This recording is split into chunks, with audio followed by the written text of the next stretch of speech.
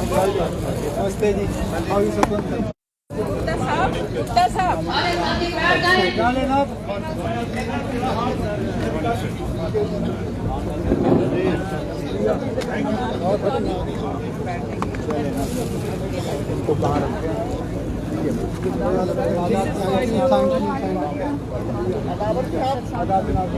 साहब ये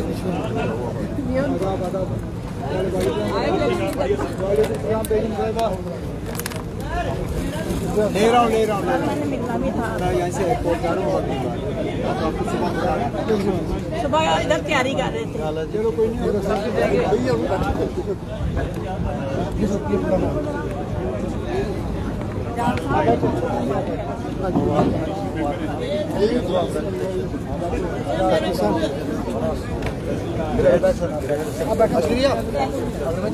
हाँ जी, कल इनके साथ करना, प्रेस के साथ।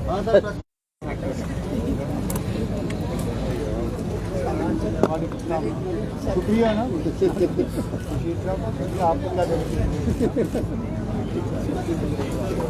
हाँ जी, ये थोड़ा सा खुला खुला है ना। हाँ जी,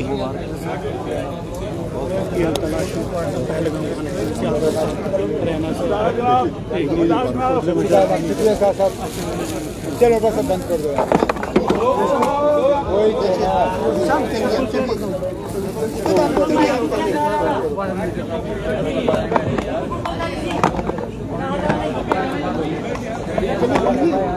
नहीं अभी इनके साथ है ना। चलिए। हाँ जी,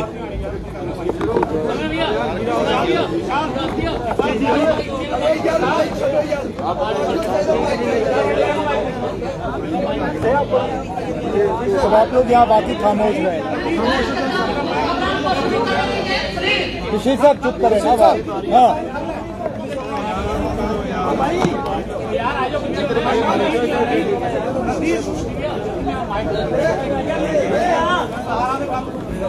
चलो।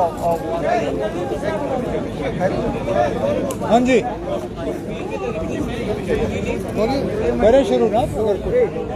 बोलो।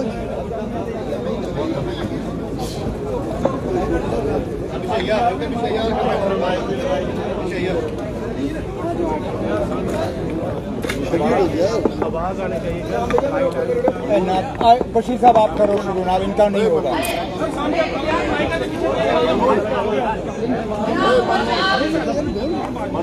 बोलो नहीं कुछ यार, शुरू करो। आप नहीं बोल रहे, आप लोगों ने कुछ बोलिए। आप एक एक करके। हाँ जी, उस पर मैंने कल ही जवाब दिया था ना, मुझे उस पर और नहीं कहना कुछ।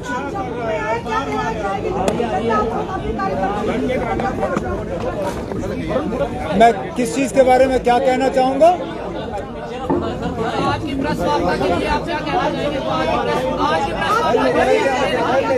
आज कोई प्रेस कॉन्फ्रेंस नहीं है। हमने अपने मीडिया दफ्तर का इनॉग्रेशन किया, उसके बाद मैं अपने साथियों से यहाँ मिलने आया हूँ। लगातार 7-8 दिन पीर पंजाल के दौरे के बाद मैं अपने यहाँ जो जम्मू शहर के मेरे साथी हैं उनके साथ 5-7 मिनट गुजारने आया हूँ, और कोई मकसद नहीं था। जहाँ तक कश्मीर की टारगेटेड किलिंग्स की आपने बात की, बड़ा अफसोस होता है। अफसोस इसलिए कि बेगुनाह लोग जो है इस तरह लगातार एक के बाद एक मारे जा रहे हैं। और अगर आप देखें तो माइनॉरिटीज़ की किलिंग्स हो रही हैं, पुलिस में जो काम करने वाले हैं उनकी किलिंग्स हो रही हैं, सिविलियंस जो हैं चाहे क्रॉस फायर में या टारगेटेड किलिंग्स के जरिए उनकी मौत हो रही है। हमें तो कहा गया था 2-2.5 साल पहले कि कश्मीर, खासकर कश्मीर की तमाम परेशानियों की वजह जो है वो 370 है, और 370 के हटते ही हालात ठीक हो जाएंगे। हमें ये कहा गया था कि 370 ही वजह है कि कश्मीर में कुछ लोग जो हैं अलाइदगी सोच रखने वाले हैं, और अगर ये हट गया, दफा हट गया, तो ना यहाँ बंदूक रहेगी, ना इलायदगी सोच रखने वाले लोग जो हैं वो सोच रखेंगे। आज 2.5 साल हो गए, हालात में बेहतरी कहाँ आई? जो मतलब टारगेटेड किलिंग्स का सिलसिला रुक ही गया था। मुझे नहीं याद है कि इससे पहले टारगेटेड किलिंग्स का सिलसिला कब हुआ होगा, लेकिन आज कहीं पे भी कश्मीर में लोग अपने आप को सुरक्षित नहीं महसूस करते। उन इलाकों से जहां से मिलिटेंसी का हमने सफाया किया था, खासकर श्रीनगर के आसपास के इलाकों का, कुछ नॉर्थ कश्मीर का, उन इलाकों में दोबारा से अब मिलिटेंसी देखने को मिल रही है। अब तो श्रीनगर में अप टाउन में लोग अपने आप को सुरक्षित नहीं महसूस करते, तो बाकी जगहों की बात ही नहीं। तो जाहिर सी बात है कि हुकूमत के करने में और कहने में काफ़ी फ़र्क रहा है और हालात जो हैं वो दिन ब दिन और ज़्यादा ख़राब होते नज़र आ रहे हैं। उमर साहब, क्या वाकई में कश्मीर फाइल्स मूवी बनने के बाद जो है वो इस प्रकार की घटनाएं ज़्यादा नहीं ना, कश्मीर फाइल से पहले भी ये घटनाएं हुई हैं। मैं ये नहीं कह सकता हूँ कि मूवी के बाद ये घटनाएं जो हैं ये शुरू हुई। टारगेटेड किलिंग्स का सिलसिला तो है मूवी से पहले हुई। अगर आप देखें जो चाहे वो हमारे बिंद्रू जी थे जो केमिस्ट की दुकान पे मारे गए, या हमारे ये ढाबा जो है कृष्णा ढाबा बर्न हॉल के पास, उनके जो मालिक हैं उनकी किलिंग, उन पे ऊपर जो टारगेट हमला हुआ तो वो पिक्चर से पहले हुआ। तो ये कहना कि इन किलिंग्स का सिलसिला मूवी के बाद शुरू हुआ ये गलत है। लेकिन मूवी ने माहौल बनाने में कोई रोल अदा नहीं किया। कुछ लोग जो हैं माहौल बना सकते हैं, कुछ लोग माहौल बिगाड़ सकते हैं। इस फिल्म ने माहौल बनाने में कोई रोल अदा नहीं किया। रोल मतलब कितना माहौल बिगाड़ा है वो फैसला आपको खुद करना होगा। तमाम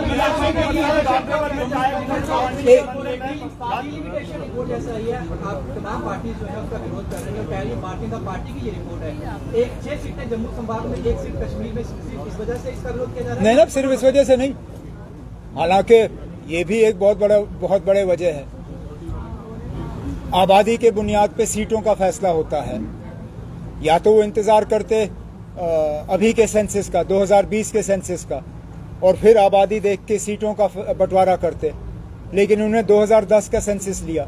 आप 2010 के आंकड़े ले लीजिए, उसमें देख लीजिए कश्मीर और जम्मू में आबादी में फ़र्क कितना है, और फिर देख लीजिए क्या ये 6 और 1 का फैसला ये सही है या गलत है। लेकिन वो छोड़ दीजिए, उसके बाद फिर जिस तरह इन्होंने सीटों का की जो है डिमार्केशन की है, जिस तरह इन्होंने इलाकों को काटा है और जोड़ा है, इसमें ना सीधा जो है एक पार्टी को और कश्मीर में उनके कुछ सहयोगी दल जो हैं उनको फ़ायदा पहुंचाने के लिए किया है। अब आप मिसाल के तौर पे इन्होंने जम्मू पार्लिमानी सीट में से रजौरी पूंछ का इलाका काट दिया, लेकिन वहाँ पे भी इन्होंने थोड़ा सा फ़र्क किया।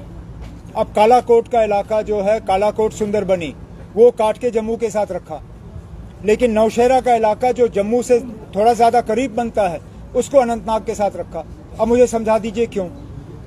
अगर कालाकोट और सुंदरबनी को जम्मू के साथ रखना था तो फिर नौशहरा को रखना था, और अगर नौशहरा का अनंतनाग के साथ बनता था तो फिर सुंदरबनी कालाकोट का क्यों नहीं? ज़िलों में इन्होंने इस तरह फ़र्क किया, और यही सब जगह यही हाल है।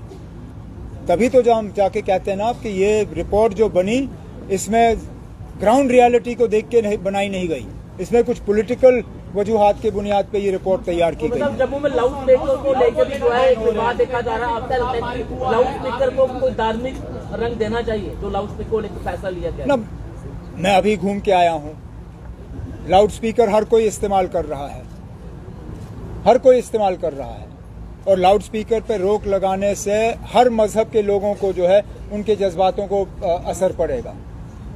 मैं तो ये कहता हूँ ना, आपके कोई बीच का रास्ता अपना लीजिए, कोई वक्त मुकर्रर कर लीजिए जहाँ पे लाउड स्पीकर का इस्तेमाल जो है वो सही हो। अब मिसाल के तौर पे मुसलमानों के लिए आज़ान ज़रूरी है, आप सिर्फ फिर आज़ान पे ही रख लीजिए और उसकी वॉल्यूम पे पाबंदी लगाइए। हमारे तो, मैं अभी जैसे मैंने कहा, मैं पूरा रजौरी पूंछ का दौरा करके आया हूँ। मैं ये नहीं कह सकता हूँ कि सिर्फ एक ही मज़हब के लोग जो है लाउड स्पीकर इस्तेमाल कर रहे हैं। हर मज़हब के लोग जो हैं, चाहे वो मंदिर हो, गुरुद्वारा हो, मस्जिद हो, वहाँ लाउड स्पीकर हैं। तो अगर लाउड स्पीकर पे बैन लगा तो जाहिर सी बात है हर मज़हब के लोगों के जज्बात पे जो है उसका असर पड़ेगा। तो कोई ना कोई बीच का रास्ता निकाले। अगर बैन के बजाय आप लोगों को बुलाइए, उनसे मशवरा करिए और कोई इस तरह का रास्ता निकाल लीजिए जिससे कि लोगों को परेशानी भी ना हो और लोगों के जज्बात के साथ खिलवाड़ भी ना हो। एक सवाल ये कि क्या आपको लगता है कि गवर्नमेंट ऑफ इंडिया या इलेक्शन कमीशन यहाँ असेंबली इलेक्शन करवा सकता है इन हालात में, क्योंकि कुछ चीज़ें हो रही हैं जैसे टारगेटेड किलिंग्स हो रही है, उसका बहाना भी ले सकते हैं? क्या आपको लगता है कि इलेक्शन जल्दी हो सकता है? अरे क्यों नहीं हो सकते इलेक्शन? क्या या तो फिर हुकूमत ये कहे, मुझे कोई एतराज़ नहीं है, गवर्नमेंट ये कहे कि आज जम्मू कश्मीर में 96 से ज़्यादा बदतर हालत है। अगर वो ये मानने के लिए तैयार हैं तो फिर मुझे कोई एतराज़ नहीं है, ना वो ना करें इलेक्शन, क्योंकि इससे पहले भी 90 और 96 के बीच में इलेक्शन नहीं करा सके, ना वो असेंबली के करा सके ना वो पार्लियामेंट के करा सके। अगर आज हालात का बहाना बनता है तो फिर सीधा सीधा वो ये बात तस्लीम कर रहे हैं कि आज जम्मू कश्मीर में 96 से ज़्यादा बदतर हालत है। अगर वो ये मानने के लिए तैयार है मुझे कोई एतराज़ नहीं है। आपका दूसरा सवाल, वाराणसी का जो इशू बना है, वाराणसी में जो मंदिर का इशू बना है, तो आपको लगता है कि इस मंदिर मस्जिद के अराउंड ही, क्योंकि अनएम्प्लॉयमेंट है, बेरोजगारी, बाकी चीजें, प्राइस का है, क्या आपको लगता है कि एक डाइवर्ट करने की कोशिश की जा रही है? उसमें वो तो जाहिर सी बात है।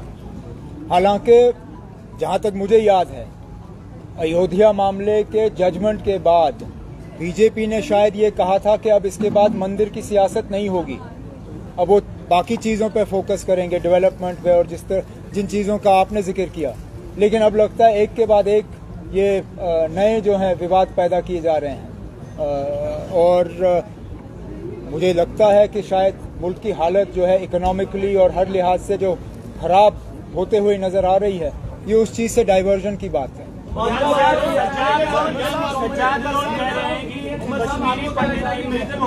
आपका तो हो गया। गांदरबल में कायम खीर भवानी की मंदिर में जो पानी है उसका रंग लाल हुआ। कश्मीरी पंडितों का ये कहना है कि ये संकेत जो है सही नहीं है, क्या कहेंगे?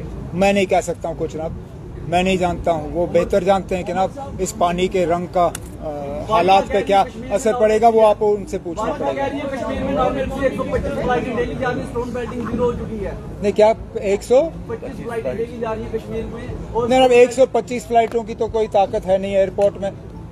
स्टोन पेल्टिंग तो चलिए ना, बीच बीच में स्टोन पेल्टिंग तो हम लोगों ने भी बंद करा दी थी, लेकिन हालात अगर उनको इन हालात में नॉर्मल सी नज़र आ रही है जहां सरकारी मुलाजिम अपने दफ्तर में टेबल के पीछे बैठे गोलियों का शिकार हो, या पुलिस का जवान घर बैठे बैठे गोलियों का शिकार हो, या इसी तरह और जो टारगेटेड किलिंग्स हुई हैं, अगर ये नॉर्मल सी का एक उनको नया रूप नज़र आ रहा है तो मैं इसमें कुछ कह नहीं सकता हूँ। लेकिन अब मैं इतना ज़रूर कहूँगा कि फ़्लाइट्स और टूरिज़्म जो है वो नॉर्मल सी नहीं है।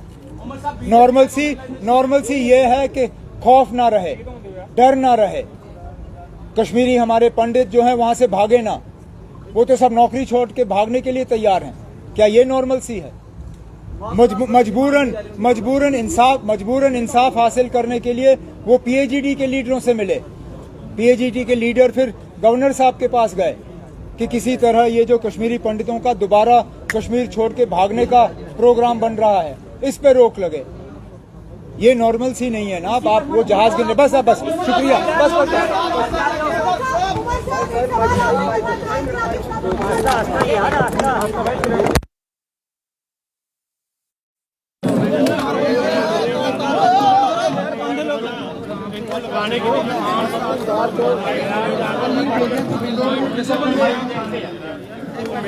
भारत मंडल का अभिषेक है।